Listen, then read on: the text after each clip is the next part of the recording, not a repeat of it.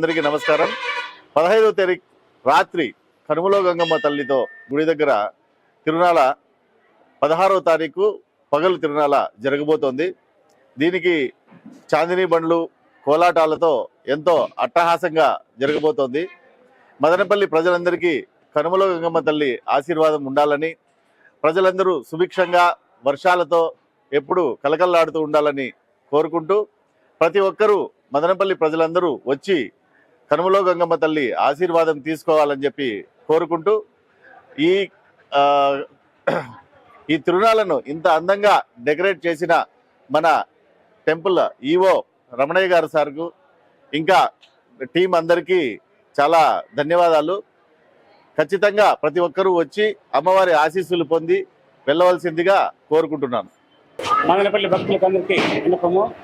ఈరోజు 15వ తేదీ శనివారం నాడు శ్రీ కనుమలో గంగమ్మ దేవస్థానం పసిరికొండ నందు ఈ రాత్రి తిరునాళ్ళ అతి వైభవంగా జరుగుతుంది.